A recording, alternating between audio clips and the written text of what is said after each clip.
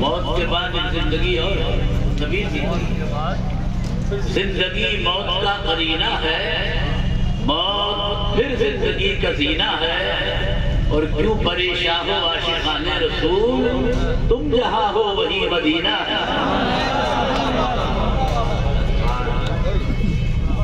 منبر پر تشریف فرما حضرات علماء کرام، مشائخ اعظام، شورائے ذوی احترام، معزز سامعین، محترم حضرات، نعرہ تکبیر، نعرہ رسالت، نعرہ غوثیت، پیر طریقہ صفی خلیل میاں صاحب قبلہ، نعرہ تکبیر زندہ باد، مفتی دانش میاں صاحب قبلہ، نعرہ تکبیر، نعرہ رسالت۔ پیر طریقت حضور صوفی خلیل میاں صاحب تشریف لائے، آپ کی آمد سے محفل کی برکتوں میں اضافہ ہوتا، آپ کا استقبال ہے۔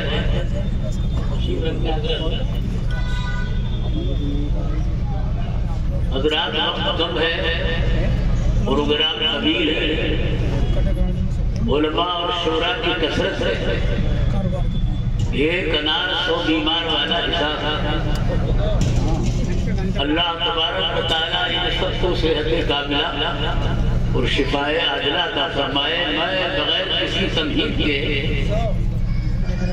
اپنی بات کہنا چاہوں گا کہ اللہ کے رسول صلی اللہ علیہ وسلم سراپا رحمت بن کر اس دنیا میں تشریف لائے۔ آپ نے رسم محبت کو عام کیا، ٹوٹے ہوئے دلوں کو جوڑا، بچھڑے ہوئے لوگوں کو گلے ملایا، اور وہ انسانیت جو ٹکڑوں میں تقسیم ہو گئی تھی اسے ایک پلیٹ بارم پر لا کر کھڑا کر دیا۔ آپ ہی نے سب سے پہلے یہ صدائے دل نواز بلند کی کہ حیات لے کے چلو، کائنات لے کے چلو، اور چلو تو سارے زمانے کو ساتھ لے کے اسلام کے نام سے جو مذہب آپ نے پیش کیا وہ ایک آفاقی مذہب ہے، اس کی مخاطب کوئی ایک قوم نہیں ہے، بلکہ یہ اسلام پوری برادری کو ساتھ میں چلنے کی دعوت دیتا ہے۔ یوں سمجھئے کہ اسلام کا خدا رب العالمین، اس کا کعبہ حضر للعالمین، اس کا قرآن نذیر للعالمین، اور اس کا رسول رحمت للعالمین۔ بے شمار خوبیاں یہ مذہب ہمیں اندر رکھتا ہے۔ جزاک اللہ۔ ایک خوبی یہ بھی ہے کہ اسلام دین دنیا دونوں کو ساتھ لے کر چلتا ہے۔ توجہ ہے نا؟ مشورہ کر کے جواب دیں گے کیا؟ کر لیجیے مشورہ۔ اور بھائی محفل کے آداب میں ایک ادب یہ بھی ہے کہ بات سمجھ میں آئے تو گردن ہلا کر یا لبوں پر مسکراہٹ لا کر اس کو ثبوت دینا چاہیے نا۔ اچھی نیت سے گردن ہلانا بھی ثواب ہے اور مسکرانا بھی ثواب ہے۔ آج کل تو ہم لوگ مسکراہٹ پہ ترس گئے ہیں، تو کم سے کم یہی مسکرا دیجیے۔ ہاں مسکرانا بھی۔ اسلام نے تو ہر چیز نیت پر رکھ دی ہے، اگر نیت اچھی تو سب اچھی، نیت خراب تو سب خراب۔ اگر نیت خراب ہے تو سر جھکانا بھی خراب۔ کیا پتا نماز پڑھنے آیا ہے، بیٹے چرانے آیا ہے، نیت خراب ہے تو سب خراب، نیت اچھی تو سب اچھی، نیت خراب ہے تو سر جھکانا بھی عذاب، اور نیت اچھی ہے تو مسکرانا بھی ثواب۔ حضرت عثمان غنی کو کسی نے تنہا مسکراتے ہوئے دیکھا، پوچھا کہ امیر المومنین جب کوئی مذاق کرنے والا نہیں ہے تو تنہا کیوں مسکرا رہے ہو؟ تو داماد رسول نے کہا کہ میں نے اس مقام پر اپنے نبی کو مسکراتے ہوئے دیکھا ہے۔ مسکرائے سرکار جانے عثمان کا کام سنت ہے۔ میں ایک گھریلو روایت پیش کرتا ہوں، توجہ فرمائیں، یہ آپ سے متعلق ہے۔ حضرت مولانا عرفان الحق صاحب جیسے جہاں دیدہ عالم بیٹھے ہیں، آج کل بہت سے شوہر خطرے میں چل رہے ہیں، باہر ہی وقت گزارنا ہے، اندر آنا بڑا مشکل ہے۔ امام غزالی لکھتے ہیں حدیث کے نام سے کہ اگر شوہر تھکا ہارا سفر سے واپس آئے اور عورت مسکرا کر استقبال کر لے تو اس مسکراہٹ پر اس کو 70 شہیدوں کا ثواب ملتا ہے۔ سبحان اللہ۔ ان روایتوں سے گھر کا ماحول ٹھیک کیجیے، گھر اچھا تبھی تو مسجد میں دل لگے گا۔ اگر گھر میں تو کرفیو لگا ہوا ہے تو نماز میں کیا مزہ آئے گا؟ یہ آپ کے تجربات آپ کے سامنے پیش کر رہا ہوں۔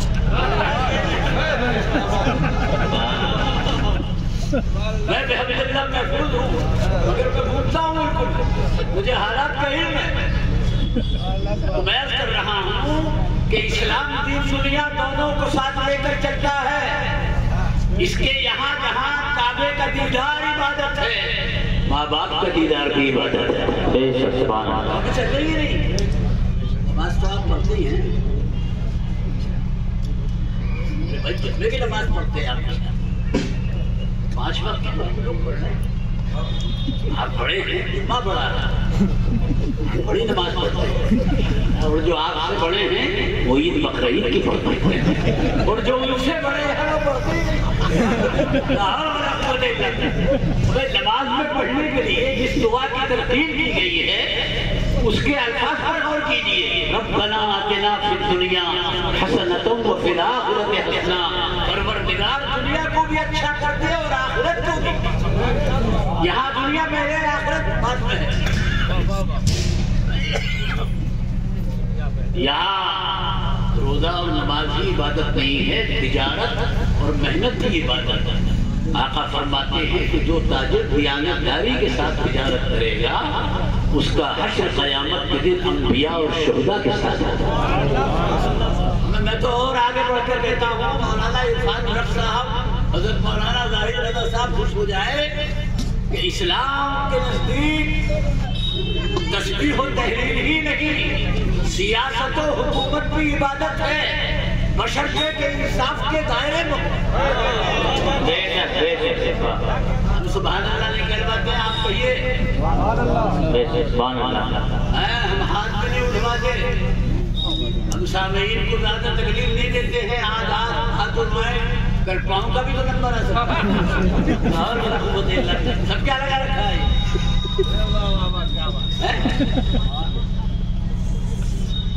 بیس کا ہے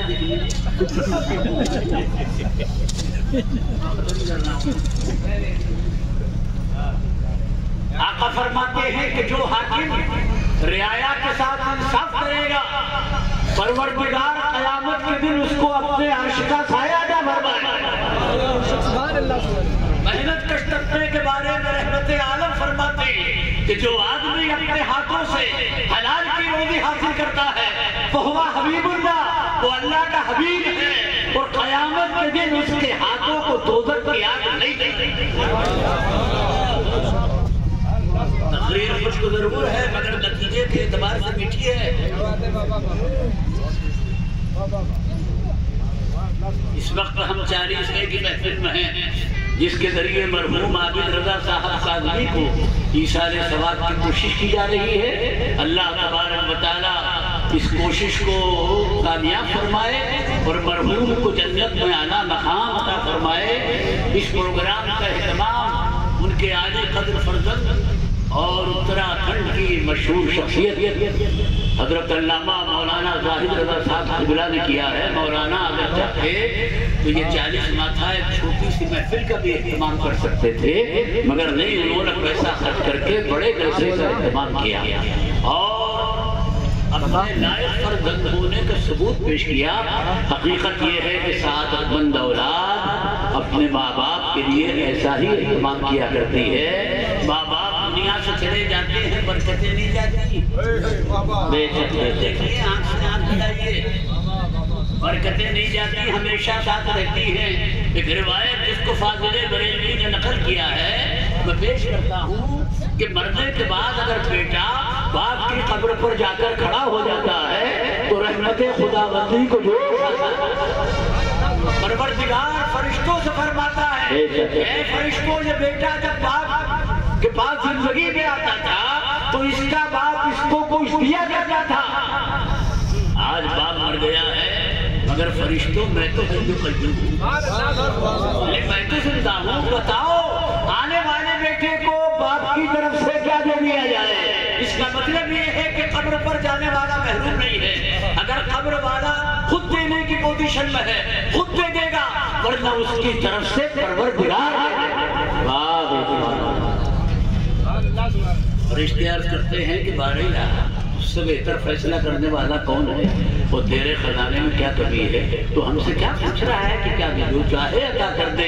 تو فرماتا ہے کہ عزت و جلال کی قسم، فرشتوں گواہ رہنا، جب جب یہ بیٹا باپ کی قبر پر آتا رہے گا میں اس کو حج مبرور کا ثواب عطا کرتا رہوں گا۔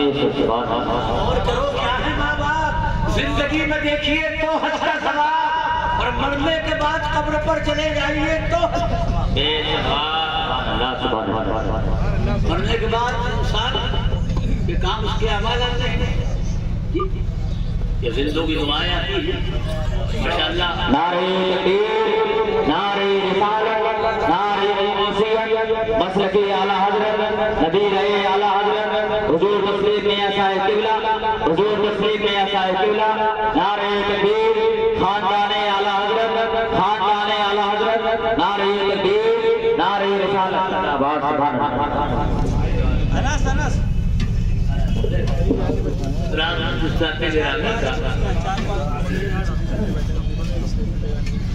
جس ذات گرامی کا ابتدائی جلسہ سے اعلان ہو رہا ہے وہ اس وقت آپ کی نگاہوں کا مرکز ہے۔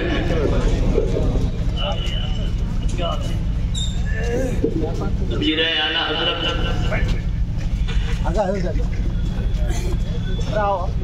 ہماری آنکھوں کی ٹھنڈک، سر کا تاج،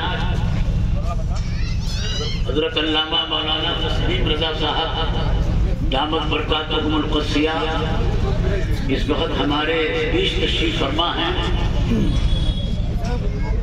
آپ کی تشریف آوری سے محفل کی برکتیں زمین سے آسمان پر پہنچ گئیں،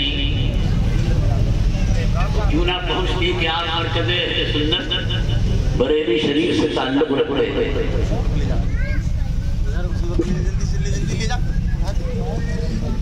بریلی اہل سنت کا مرکز ہے، دنیا کے خوش عقیدہ مسلمان اس شہر کی طرف نسبت کو اپنے لیے باعث فخر سمجھتے ہیں۔ رقبے کے لحاظ سے بریلی چھوٹی ہے اور دلی بڑا، مگر شہرت کے اعتبار سے بریلی آگے ہے اور دلی ملک کی راجدھانی ہے اور اس بریلی پر خدا کی مہربانی ہے۔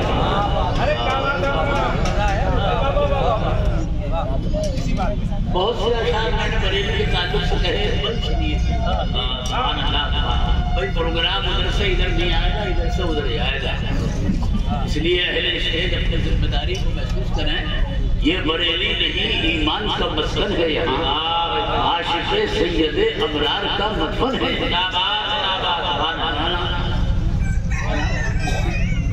غفران رضا صاحب، یہ بریلی نہیں ایمان کا مسکن ہے، یہاں عاشق سید ابرار کا مدفن ہے، یہاں ایک نئی روح ہے، یہاں علم کا گلشن ہے، یہاں وہ مصرع دیکھیے کہ بھیری بھیری ہے فضا، عشق کا ساون ہے، یہاں پھول تو پھول ہیں، کانٹے بھی ضیا دیتے ہیں، اور ذرے اس شہر کے صورت کا پتہ کرتا ہے۔ یہ ہے بریلی، آپ کی نگاہوں کا مرکز ہے، پروگرام ہر طرح سے کامیاب ہے۔ میں آخر میں ایک بات عرض کرتا ہوں، وہ یہ ہے انسان کے کام مرنے کے بعد اس کے اعمال آتے ہیں، زندوں کی دعائیں آتی ہیں۔ ایک اور چیز ہے جس کی طرف توجہ نہیں جاتی، وہ ہے خدا کے نیک اور مقبول بندوں سے لگاؤ اور تعلق۔ مرنے کے بعد اور ایصال ثواب اسی چیز پر ڈیپینڈ کرتا ہے۔ ہمیں آدمی اگر بخشیدہ ہے تو کائیں کا ثواب پہنچے گا، خوش عقیدہ کو پہنچتا ہے بہت کمزور حالت میں گردن ہلا رہے ہو سب دیکھ رہا ہوں اسرائیل میں آج سے نہیں ہوں 40 سال سے ہوں سرکار مفتی اعظم کو خصوصی فیض دے رہا ہے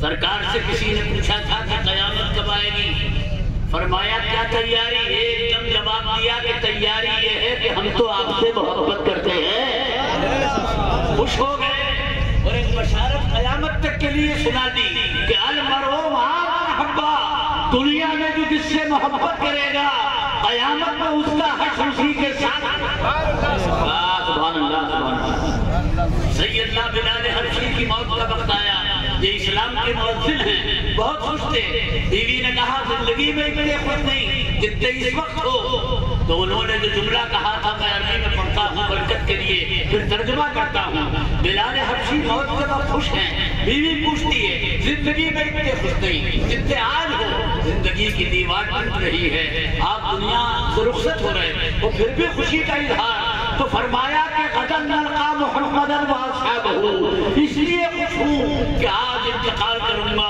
کل حضور سے اور ان کے ساتھیوں سے ملاقات مطلب یہ ہے کہ جو جس کی محبت میں کرتا ہے مرنے کے بعد اسی کے بعد پہنچا دیا کرتا ہے پہنچا دیا جاتا ہے اس لیے سوچ سمجھ کر محبت کرنا آج کل رواج ہو گیا ہے دونوں ہاتھوں میں لڈو سوائے بربادی کے کچھ نہیں جو ایک وقت میں 2 کشتیوں میں سفر کرے گا ڈوبنے کی سوا کچھ نہیں کوئی ترجمہ ان جملوں کا نہیں کروں گا اس لیے ترجمہ شدہ ہیں محبت کے لیے وہ 4 گروہ بہتر ہیں کہ جن پر اللہ کا انعام ہوا اور نماز میں جن کے راستے پہ چلنے کی ہم دعا کرتے ہیں آپ جب یہ آیت پڑھتے ہیں کہ صراط الذین انعمت علیہم ان کے راستے پہ چلا کہ جن پر تم نے انعام کیا یہاں آدمی سوچتا ہی نہیں چوکتا ہے کہ انعام تو انسان کو دیا کرتا ہے یہ کون لوگ ہیں کہ جن کو خدا نے انعام دیا بھئی انعام کا جو تبادلہ چل رہا ہے یہ انسانوں کے درمیان ہے نا آپ دینے والے بھی انسان میں لینے والا بھی آپ بھی فانی میں بھی فانی مگر اس روح زمین پر کچھ لوگ وہ بھی ہیں کہ جنہیں اللہ نے انعام کا سرفراز کیا ہے ان کا پتہ لگانا ضروری ہے ہم نماز پہ انہیں کے راستے پہ چلنے کی دعا کرتے ہیں انسان فانی ہے اس کا انعام بھی فانی خدا باقی اس کا انعام بھی باقی ہمارے مرحبات کے ایک شاعر کو ہمارے مولانا ظاہر رضا صاحب اچھی طرح سے واقف ہیں اتر پردیش اردو اکیڈمی نے 10,000 کا انعام دیا تھا میں پروگرام سے فارغ ہو کے 1 ماہ کے بعد میں مبارکباد دینے گیا میں نے کہا بھی مبارک ہو یو پی گورنمنٹ نے آپ کی شاعری کی قدر کی اور 10,000 کا آپ کو انعام دیا تو کہنے لگے کہ انعام نہ ملتا تو اچھا تھا اس نے تو مجھ کو نقصان پہنچا دیا ابے ملکہ 10,000 کا انعام تو نظر میں نہیں لا رہا کہنے لگے آپ کو پتہ نہیں ہے 1 مہینے پہلے 10,000 ملے تھے اتنے مبارکباد دینے والے آئے کہ 20,000 خرچ ہو گئے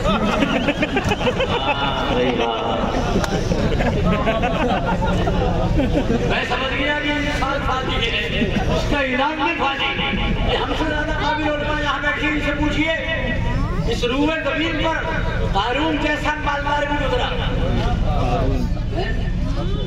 اگر آپ خاموش رہو تو نہیں گزرا کیا گزرا اور مالداروں میں سب سے زیادہ ذلیل وہی ہے یزید جیسا پاورفل بھی گزرا عبد الملک جیسا سیاستدان بھی گزرا پورے عرب کی سیاست جس طلحہ کے دماغ میں آ گئی اس کا نام ہے عبد الملک ابن مروان آپ فیصلہ کرو کیا ان میں سے کسی کو عزت ملی قارون کو ملی یزید کو ملی عبد الملک ابن مروان کو ملی نہیں تو مولانا سعید اختر کس کو ملی تو میں عرض کروں گا کہ عزت قارون کو نہیں موسیٰ کلیم اللہ کو ملی دمشق کے یزید کو نہیں کربلا کے حسین کو ملی کوفے کے حجاج کو نہیں بغداد کے غوث الاعظم کو ملی عزت دلی کے پٹھوی راج کو نہیں اجمیر کے غریب نواز کو ملی عزت لکھنؤ کے آصف الدولہ کو نہیں بریلی کے احمد رضا نعرے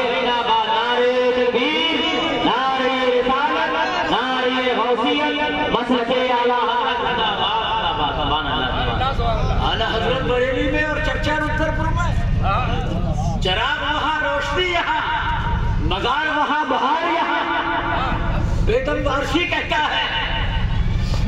معطر ہے تیرے کوچے کی صورت تختہ صحرا بھی، کہاں کھولے ہیں گیسو یار میں خوشبو کہاں تک۔ اور میں یہ بھی عرض کروں گا بھائیو، میری سنت کی محفل ہے، محبت کرنا چاہیے تو بغیر اس کے ہم مومن کہلانے کے مستحق نہیں ہیں، مگر بھائی محبت کے کچھ تقاضے بھی ہیں، ان کو بھی تو پورا کرو۔ سب سے پہلا تقاضا تو یہی نماز ہے جس میں آپ سستی دکھا رہا ہو۔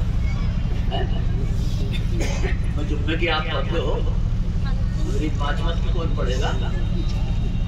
آپ نے تو نیاز پکڑ کر نماز کی پہچان بنا دی کہ جن پر نماز پڑھتی نہیں۔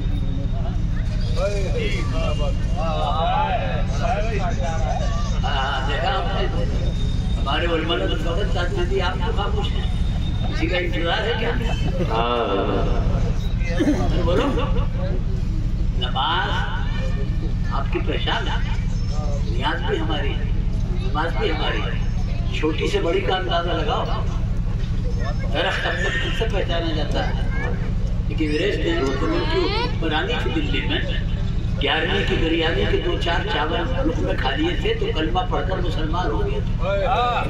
لوگوں نے اس سے کہا اس کھانے میں تجھ کو کیا نظر آ گیا؟ تو اس دماغدار نے کہا کہ میں تو یہ سمجھاؤں کہ جس قوم کا کھانا اتنا اچھا ہے اس کا دین و مذہب کتنا اچھا ہوگا۔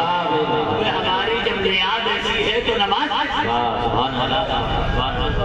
حضرات سے میری حیثیت یہاں مولانا ماشاءاللہ اتر پردیش کی مشہور وہ اتراکھنڈ کی پہلے مشہور شخصیت ہے، میری حیثیت مسلم کی بھی ہے، میں زیادہ وقت نہیں لوں گا اس لیے کہ یہاں علماء شورا بڑی کثرت سے یہ پروگرام کامیاب ہے۔ مبارکباد، اللہ مرحوم کو جنت میں اعلیٰ مقام عطا فرمائے۔ حضرت مولانا تحصیل رضا صاحب قبلہ کے ساتھ ہمارے مظہر اسلام بریلی شریف کے شیخ الحدیث مشہور خطیب اور مقرر حضرت علامہ مولانا قاری فرقان صاحب بھی تشریف لائے ہیں، ان کا بھی استقبال یہاں اس سے تشریف رکھتے ہیں۔ اجازت